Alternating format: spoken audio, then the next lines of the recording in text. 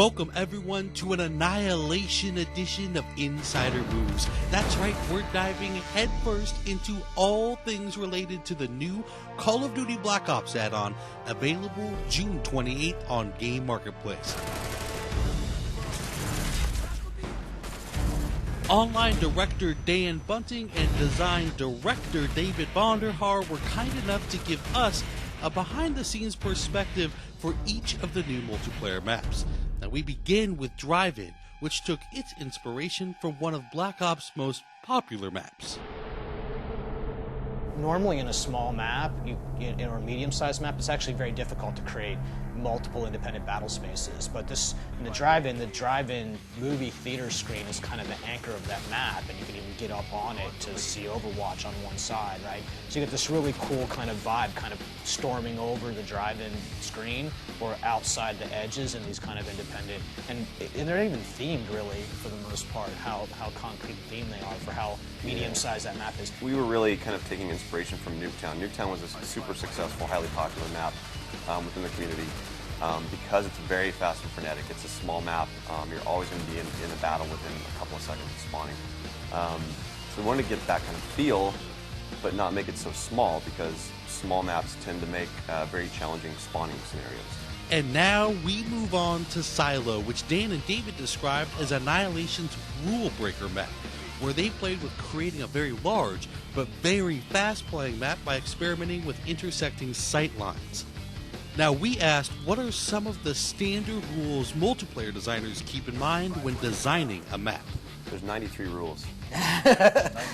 So the rules topic, actually, we're not so super hardcore that there's a checklist and you make the map and you're like, yep, you can ship this map. Nope, sorry, go back and redesign. It's not that, but there's some well-established, pretty well-known conventions about what it means to design the maps, and you got to adhere to these kinds of things, and it's largely a training tool that we're using to kind of keep people on the same page and provide some consistency in the experience, right? We want you to be in a fight really quickly, but we don't want you to take damage or die within 3 seconds of spawning. This stuff's hard to actually do in practice, right? Anybody can be anywhere in the map at any given point in time. The rules really, they're guiding principles for best practices for design lessons that we've learned in the past. We learn the rules so that we can break them in creative ways, and that's really what we've always set out to do. But the rules are just there to kind of get people to understand the basic principles of good map design, and once they've mastered that skill from a designer point of view, then they get really clever and creative about how they break those rules, and that's what makes maps have personality and flavor. And next, we turn our attention to Hazard.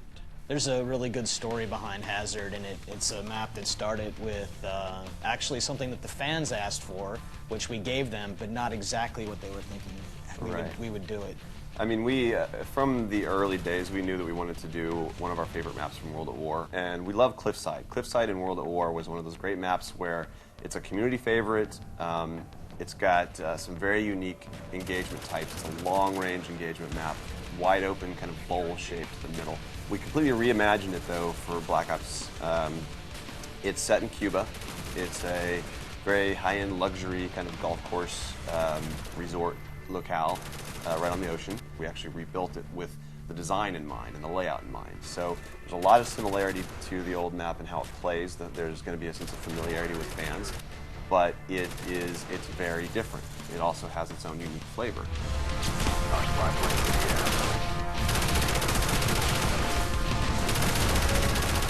Next, we tried to pry any information we could from Dan and David regarding the ultra-secretive Hangar 18. I can't talk about Hangar 18. It's classified.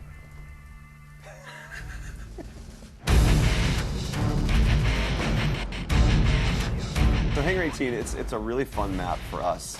It's based in the Area 51 setting in Nevada, the government top secret test site.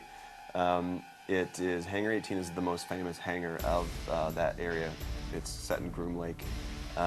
That was the beginnings of the SR-71 programs. It started there. The SR-71 plays a big role in the game for the fiction, and we thought it would be really cool to actually fight on that plane and set it in Area 51, because that's, who doesn't love Area 51? It's got a lot of folklore about it. It's got a lot of mystery, a lot of secrecy, and a lot of conspiracy theories, and you know, that's fun, and we played with that on that.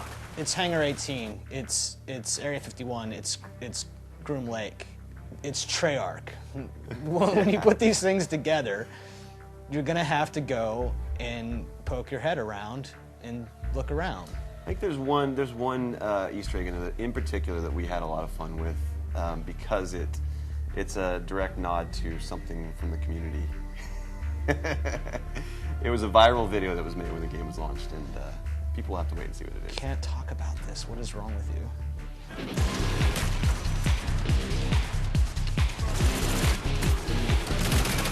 We hope you enjoyed this preview of all the multiplayer maps for Call of Duty Black Ops Annihilation game add-on. And for everyone that guessed last week's community challenge correctly, never fear, we'll highlight not just one, but a whole lot of you in next week's Insider Moves. For now, though, we give to you a final parting gift, a collage of zombie moments collected from the stellar Shangri-La level. Enjoy, everyone, and thanks for watching Inside Xbox.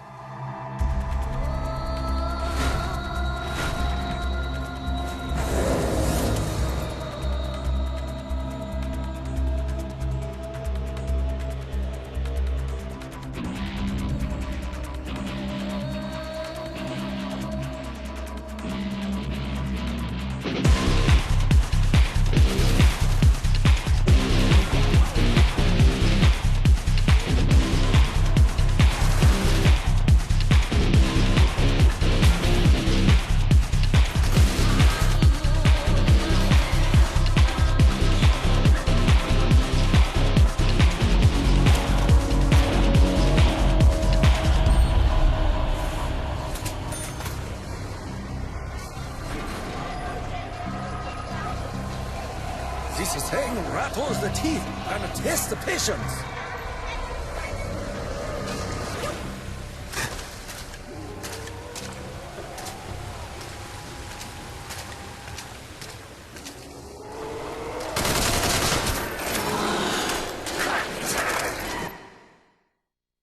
Hazard's got a great story. Yeah, we have to talk about the... Yeah, do it.